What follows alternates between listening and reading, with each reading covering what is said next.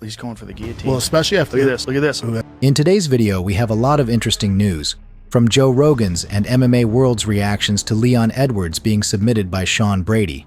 Plus, it was a tough night for Ilya Topuria and Khamzat Chimaev, as their teammate Guram Kutateladze suffered a loss. It's a harsh reminder that even the best corners can't always turn the tide inside the Octagon. On top of that, Ilya Topuria fired back at Charles Oliveira, and Merab Dvalishvili shocked fans once again with his antics. Let's go. So without further ado, let's get to it. Sean Brady secured a dominant victory over former UFC champion Leon Edwards. The fight lasted only 4 rounds before Brady locked in a submission, forcing Edwards to tap. This victory marks a major milestone in Brady's career, bringing his record to an impressive 18-1 with his only loss coming against Belal Muhammad. Hey, we got 50 G's, no one's behind me! I get to buy my daughter some stuff when I get home, let's go. Thank you UFC, let's go, this is amazing. Belal Muhammad reacted to Sean Brady's impressive win, and his comments were pure gold. From dropping lines like "headshot dead" to asking, "just how good is Belal Muhammad?" And Belal tweeted, "Sean copied my homework." Was that a plan going into this fight to put on pressure on Leon? Because we have noticed when you give him space, he'll throw the leg kicks and you come into his game. Yeah. Was that a plan of it?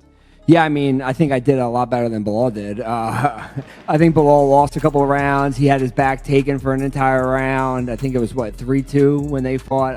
I dominated Leon every round. No one's ever did it like me. And then I submitted him and made him quit in front of his hometown. You weren't going to...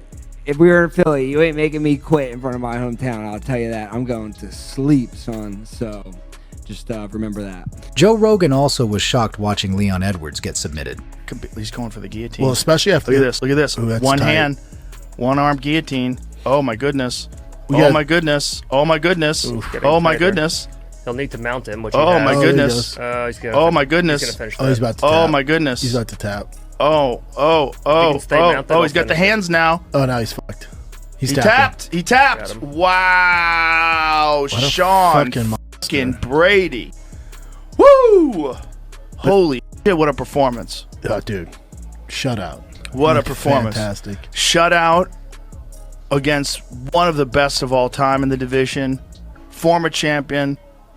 Beats his ass and submits him. I wonder what he's asking Dana for here. Wow. That was Plus, it was a tough night for Ilya Topuria and Khamzat Chimaev as their teammate, Guram Kutateladze, suffered a brutal defeat at the hands of Kawhi Fernandez. It's a harsh reminder that even the best corners can't always turn the tide in the Octagon. Chimaev, UFC fighter, coming to support my brother, UFC in London. So excited to get him in the cage and win the fight. We came here to London to support our brother Guram. I don't have any doubt that we're gonna come out with the victory. So I'm very excited. In a couple of minutes, you are gonna see us shine, guys. Don't miss it. Guram Kutateladze entered the fight versus Kawhi Fernandez with an immense weight on his shoulders. With legends like Khamzat Chimaev, Ilya Topuria, and Alexander Topuria in his corner, many expected him to rise to the occasion and deliver a dominant performance. However, instead of empowering him, the overwhelming aura and pressure of such an elite corner seemed to have the opposite effect. Rather than feeding off the energy of his team, Kutateladze appeared burdened by the responsibility. It looked as though he was hesitant, almost paralyzed by the fear of failure.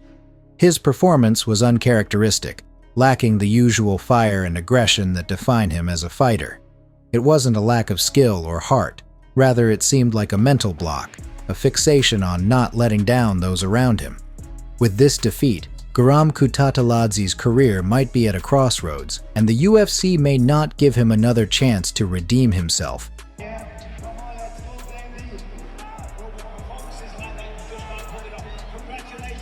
Still, Kutateladze remains a warrior at heart, and setbacks like this can serve as valuable lessons. And please, try to keep your comments respectful. These are athletes who put their health on the line to entertain us, the fans.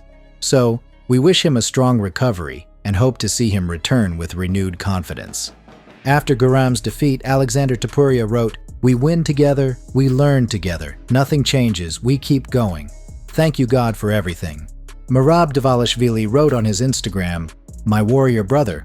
I am proud of you, my warrior brother." Molly McCann's fighting career came to an emotional end tonight as she suffered a loss. Following the defeat, McCann took the microphone and announced her retirement from MMA. As she spoke, cameras captured her close friend and teammate, Paddy Pimblett, visibly emotional and in tears in the audience. The UFC, thank you so much, and Davey, if you ever need an ambassador to fly around Jordan, I've got on the air like a transfer everyone over to sign your deal, so thank you, and over like it's UFC. Harry, you always win, obviously, just had a good look at you, you've given us some unforgettable moments, and you're proud of yourself, and good luck with everything. And one last thing, up the fucking Toughies! I'm going to come, ladies and gentlemen. Charles Oliveira is well aware that he is in the latter stages of his career, and this may be his last chance to fight for the UFC lightweight title. He is not interested in tune-up fights or waiting for an opportunity that may never come. His sole focus is regaining the championship. That's why he is determined to face Islam Makhachev, who has openly stated that he is not interested in fighting Ilya Topuria. In Oliveira's eyes, securing a fight against Makhachev is the only path forward. In a recent interview with Álvaro Colinero, Oliveira made his intentions clear, saying, Creio que é muitas coisas, muita gente falando muitas coisas, pero estou em busca de título e o campeão hoje é o Ilya Makhachev. Então, Topuria é cara muito duríssimo, merece todo o respeito do mundo, pero hoje no momento não vejo como uma grande luta. E se, como estou em busca de título, né, tenho que lutar com o Makhachev para poder vencer e se tornar campeão mais uma vez. Ilya Topuria responds to Oliveira, writing, "Charles, it's better if you stay quiet. You have 10 losses, 5 by knockout, 4 by submission, and 1 by decision. You are the contender, while I am the champion, the father of the entire division. I haven't come here to ask anything. Here, I am the one in charge." However, Arman Tsarukyan has no intention of stepping aside. Tsarukyan took to social media to reaffirm his position, writing, "I'm the true #1 contender, ready to prove it against anyone. But how can I do that when everyone else is just looking for a paper fight? Charles Justin, either sit and wait or step up and earn it." Colby Covington has never been one to shy away from sharing his opinions, and this time he's weighing in on a potential showdown between Islam Makhachev and Ilya Topuria. Covington pointed out a key factor that could determine the outcome of this fight. I think, I don't know. I think Topuria might upset him. I think he has the ability to upset him. That first Makhachev-Volkanovski fight was really close. A lot of people thought that Volkanovski won that fight. So, I think the blueprint is out there for Makhachev. And I didn't think he looked that good in the last fight versus Dustin. I mean, he looked beatable. He didn't look like invincible. So, I think that'll be an interesting fight. Who do you got in that one? Man, that one's tough. I mean, Ilya Topuria, he's got that wide boxing stance. He doesn't kick too much. I feel like Islam might be able to get in on a high crotch on him, put him on his back, end up in half guard, and then I think it's going to be a long night for Ilya Topuria. So rumor has it Islam's walking around at 195, 200 pounds, and I think the power and the size difference is going to be a problem once Islam gets on top of him.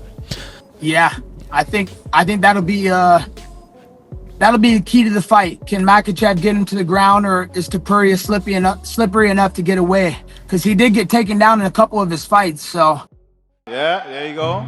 I want to punch Colby in his face for some reason. I don't know why. Don't we all? Merab Dvalishvili loves keeping his fans on edge. He's a total master at it, always pulling off wild stunts that leave everyone shocked. Recently, he had fans holding their breath again when he nearly tumbled off a hill while dancing in Monaco. While enjoying his time in the glamorous city, Merab decided to show off some dance moves near the edge of a hill. In true machine fashion, he went all out, but things took a dangerous turn when he lost his balance and came dangerously close to falling. Luckily, Merab managed to regain his footing and laughed it off, proving once again that he's as fearless outside the cage as he is inside it. Whether he's fighting, training, or just having fun, Dvalishvili always finds a way to keep things exciting. Fans can only hope that next time, his adrenaline-fueled antics don't come quite so close to disaster. Build the perfect fighter, striking. I quite like MVP style of striking. Defence. I think John Jones has got some amazing defence. He's never really been hurt that I can remember. So I'm going to say John Jones. Wrestling.